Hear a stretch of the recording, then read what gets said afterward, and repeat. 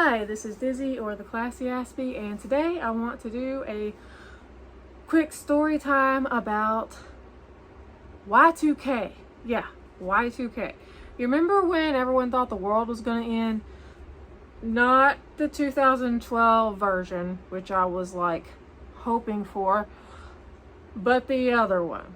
If you're too young, stick around and find out about my teacher who thought the world was going to end between semesters when I was in the second grade. So what spawned this video is that I left a comment on a Curtis Connor video. He's super funny. Check out his stuff. If I'm anxious, like, I go watch his comedy videos. He made a Y2K video because he found an instruction video about it, and he reacted to it. And he's a bit younger than me, so I'm pretty sure he didn't have quite the same experience I did. In my comment, for some reason, I said I was in 4th grade, and my 4th grade teacher did this, but it was actually 2nd grade. The 4th grade teacher is the one who used to check me for horns because I'm Jewish. 2nd grade teacher was the Y2K nut. So here we go. 2nd grade. And my teacher, I'll call her Mrs. C, she quite didn't like me. She knew my family pretty well, but she didn't like me very much. I cried a lot. I had undiagnosed autism spectrum disorder at the time, and I cried a lot, okay? I wanted my mom, and I threw up when I was anxious. So there you have it. Anyway, it gets towards Christmas time. Everyone's ready for, the winter break. And there's a joke that all kids, or you've heard a kid do it, if you've been to public school. My kid probably hasn't heard this joke except from me. I'll see you next year when you're about to have winter break, because usually you leave for Christmas and you come back when it's the next school year. So it's like a 2-week break, but the next year. Either the teacher's going to say it or some kid in class is going to say it every time. Well, my 2nd grade teacher responded to one of the little boys, I think he was one of my friends, saying he was going off about he was going to get this dirt bike and a scooter. Man, he was lucky. He was getting a dirt bike and a scooter in 2nd grade.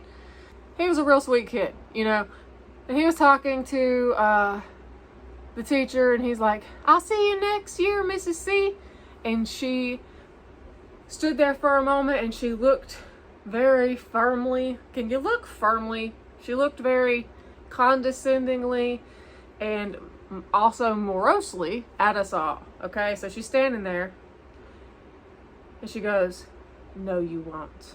Straight up, "No, you won't." And then she went into a spiel about how the world was going to end in Y2K, and that we should go home and say our prayers and read our Bibles and be sure that our parents are right with Jesus, specifically Jesus. So imagine my head, what was spinning in my head in 2nd grade if I had a 4th grade teacher check me for horns for being Jewish. She went off about how the lights weren't going to work, so she wasn't going to be able to use the projector to teach us. She went off about how the school buses weren't going to run. I personally, I rode a bus for a while, and I know, I don't know how to build a bus, but I don't think they are the most technologically advanced things. You can't even get air conditioning in buses in Louisiana, which is where I'm from. Which is why this public school story is so strange. I live in Wisconsin now. Not sure it's much better. So, some of the kids were afraid. I personally was not, because my dad and my mom had talked a lot about the Y2K hysteria. They explained to me that everyone always thinks the world's going to end, and etc., etc. My parents were like, "This is silly." And my dad actually bought those army meals you rip open and they're cooked, because they were having such huge sales on them because of the hysteria. So I tried a few of those. I guess we were a little, my dad was prepared for something, but turns out, you know, I had my little virgin daiquiri for New Year's. Didn't die. And then the day no one wanted comes. Going back to school. And you know, kids dread that day, but ooh-wee, I bet my teacher was dreading it a lot because she had to face a room of second graders who had every right to go, "I told you so." And she just acted like it didn't happen.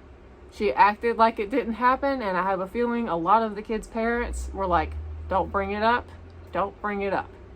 Well, the little boy who said, "See you next year," sure did bring it up, and I was so glad. So glad. He just, you know, and keep in mind, second graders are like 7, 8. He was like, "Well, Jesus didn't kill us this time, Mrs. C." And she just went to her desk and pretended, I think she was pretending to write in her curriculum and just didn't respond. So we didn't even get a response other than her very intense walk of shame that I've never really seen on a woman that age before. Anyway, this wasn't a very uncommon type of thing to happen in my town, at my schools. My niece is older than I am, so she was a few grades up, and she had a teacher who believed the world was going to end too. Luckily, none of my college professors in 2012 were honing in on that too much, but I did have one who was a little nervous, respectfully nervous, which is fine. But what do you think of school teachers, to young children especially, public or private, anything, holding, or more importantly, expressing these types of beliefs when something happens?